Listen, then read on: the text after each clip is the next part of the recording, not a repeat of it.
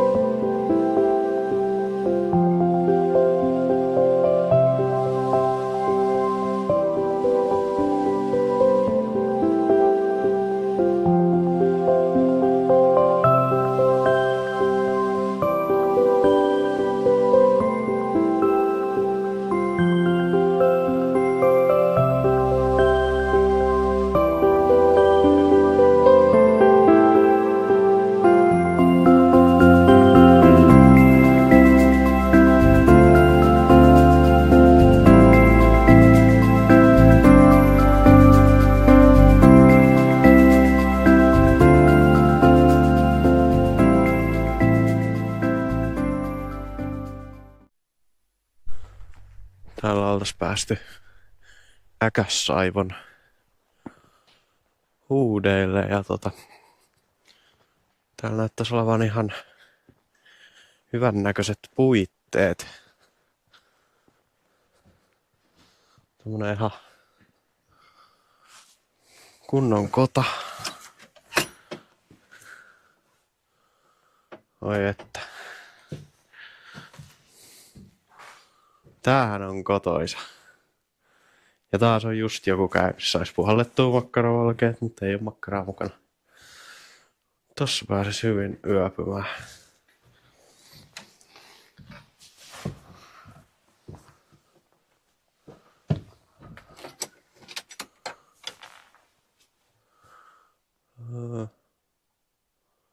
Kotaa ei voi varata. Okei.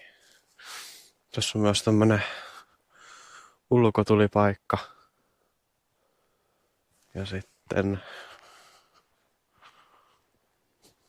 olisikohan täällä vähän polttopuita.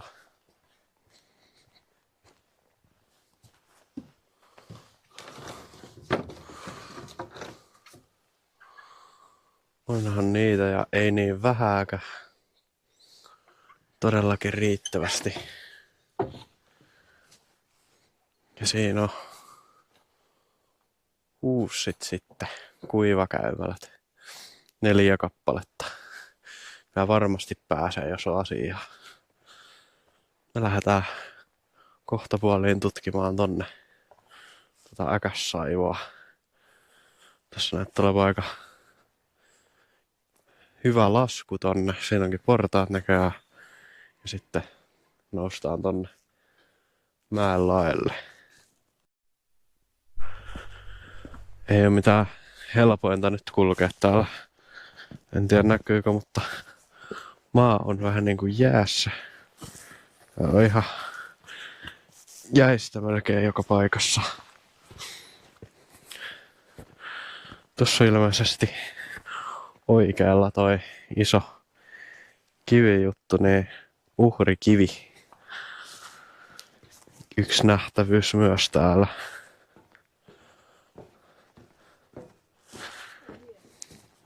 On kyllä hulppea. Täältähän sen näkee alhaalta paremmin.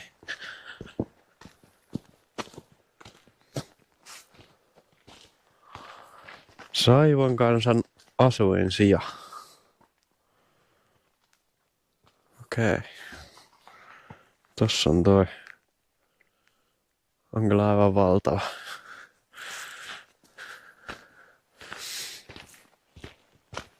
Sitten täällä on ilmeisesti tää. Onks tää nyt se Äkässaiva tää lampi tai tää järvi täällä? Tää on ihan jäässä.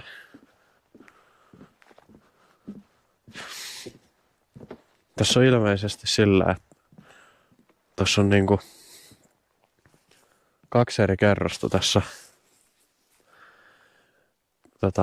vesialueessa, että siellä on niinku joku alempi kerros vielä jossain syvällä ja siellä niinku ne kalat lymyilee, mitä tässä on, että niitä ei vissiin kovin helpolla saa. Tässä on kai jonkin verrankin tätä jäätä nyt, kun porukka on näköjään heitellyt jotain tiiliä ja muuta moskaa tänne rantaa, koittanut rikkoa tuota jäätä. Pitäis ne kivet siellä nuotiopaikalla vaan, eikä pilaisi näitä nähtävyyksiä. Ei tänne kyllä ihan kannata käveleen lähteä kummis, kun saattaa vajota pohjaa. Mennäänkö tutkiin tota ylämaastoa tuolta? Joo. Hyvä on. Se olikin ilmeisesti vaan joku myytti tää, että tossa on toinen pohja. Vanha kansausko. Että siinä on tommonen. Ja että siellä on niinku elämää siellä pohjan alapuolella kautta yläpuolella, mitä se nyt ottaa. Toi niin sanottu uhrikivi onkin oikealta nimeltään kauhistava seitapahta. Eli siinä on vanha kansa palvonut sitä ja ollut pyhä paikka niille.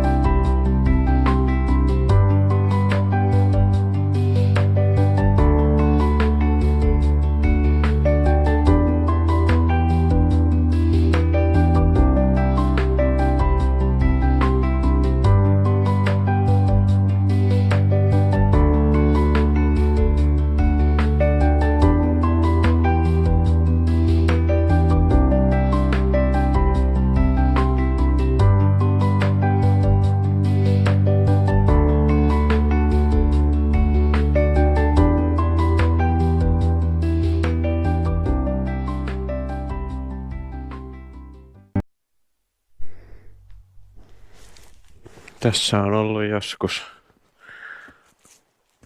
Antti Tolosen kalakellari 1900-luvun alussa. Ettäs tiedät. Täällä on joku niitty heinälato. Käydään katsomassa mikä se on.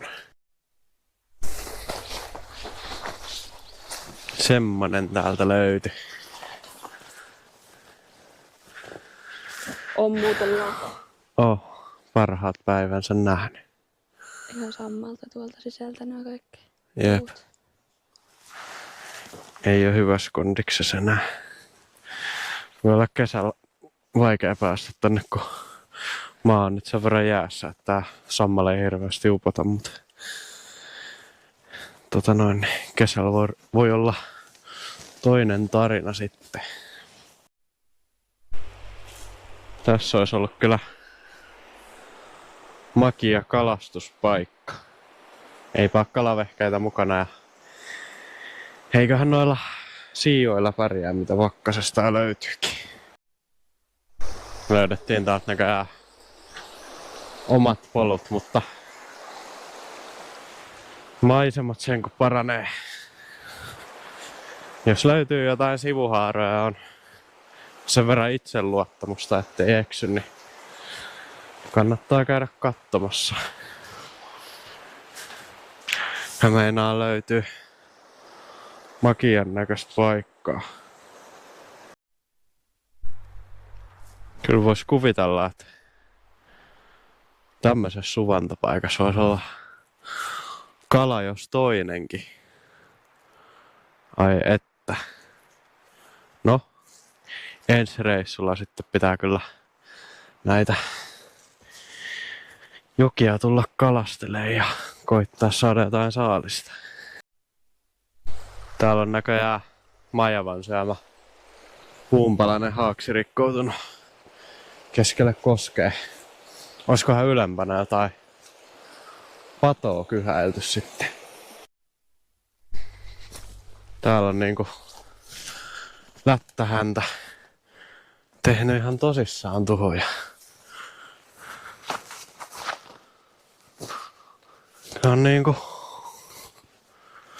ankarat määrät kaatunut puuta. Olisikohan jännä, jos näkisi Majalla. Tai mennä on sit sen näköistä polkua tässä, että voi olla, että vierailee aika useinkin täällä.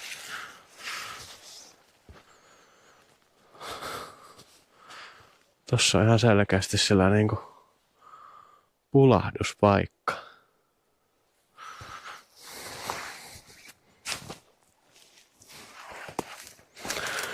Ei oo nyt ihan hetki ollut, kun jääkärä nyt tulee tohon noin. No se on nyt tän koko rantapuuston melkein poikki täältä. Kai ne ravinnoksia sit kuorta, kun ne tolleen järsii sitä. Oho. Sieltä on vähän mahlaa tirahtanut pihalle. Kuuluu nasahdosi.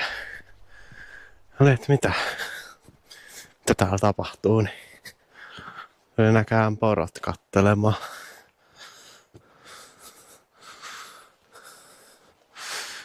Onkohan noin vasat yleensä tommosia valkoisia? Tuolla on lisää tuolla takana. Niitä riittää näköjään. Tuli kuukkeli ihmettelee. Ja porot ääntelee jotain tuolla. En tiedä, kokeile.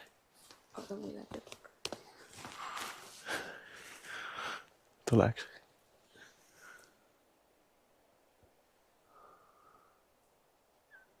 Se miettii. Kyllä se tulee vielä. Koko ajan lähemmäs. Porotkin tulee vaan lähemmäs.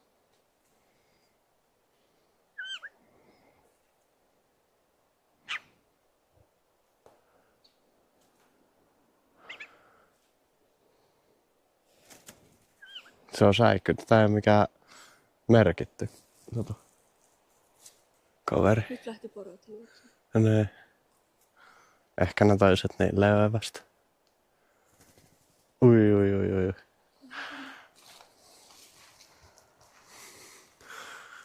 Nepäs nyt on ihmettelevällä päällä siellä. Lähtikö se pois? Menee siellä. Aa. Antaa lisää. Tonne tuli yksi.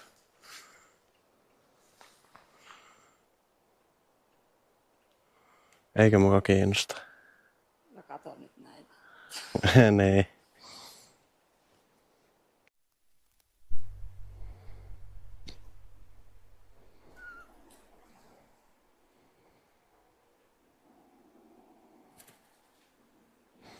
On tosi varovainen.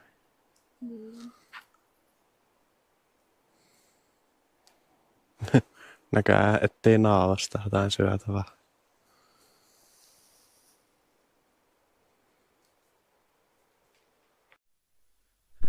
Nyt olisi heitetty Saivon kierros ja sen piti olla 3 kilsaa, mutta kyllä kello vaan näyttää, että 7,5. Mentiinkin vähän omiin reittejä siellä. Mutta oli kyllä ihan kiva mennä niitä pienempiäkin polkuja. Suosittelen käymään tuolla paikassa ja katsoa niitä pienempiä reittejäkin. Pääsee sinne jokirantaan lähemmäs ja sitten sinne kallioille, mihin se laskee aika jyrkästi sinne veteen sitten. Taas on mökille selvitty ja oli mukava reissu. Vai mitä sanoo? Kyllä oli hieno paikka. Niinpä, mutta Aimo tuossa soitteli ja sanoi, että Lapissa ei ole kyllä yhtäkään semmoista ulkoilmestaa, mistä jäisi paha maku suuhun. Eli mihin tahansa päin Lappiin meettekin, niin kannattaa käydä katsomassa paikalliset mestat ja miksei vähän kauemmaskin, jos lähtee vaikka eräilemään. Meillä on täällä pieni herkutteluhetki, vähän mässyä ja keksejä ja juustoa ja viikunahilloa. Nautiskellaan vikasta illasta Lapissa. Huomenna aamulla olisi lähtöä joskus 7 aikoihin, niin kerkeä sitten kotopuolessa valmistelemaan kaikki tulevaa työviikkoa varten. Mutta kiitoksia, kun olette seurannut tätä Lapin reissua ja pyrin mahdollisimman paljon saamaan sisältöä teille katsottavaksi sinne, että luulisin, että seuraavaksi tulee jotain metästysaiheista. Tuolta etelästä soiteltiinkin, niin siellä on hirvioluvat aika lailla jo käytetty, että ensi viikonloppuna olisi semmoista sekajahtia, niin katsotaan, että jos pääsisin koiramiehen mukaan tai passimiehen asemaan, mitä vaan, niin voisin siitä ottaa vähän pätkää. Mutta tosiaan kiitoksia, kun katsoitte ja me tästä nautiskellaan vielä viimeisestä illasta ja katsellaan kamat kasaan, että saadaan aamulla auto pakattua. Se on moro.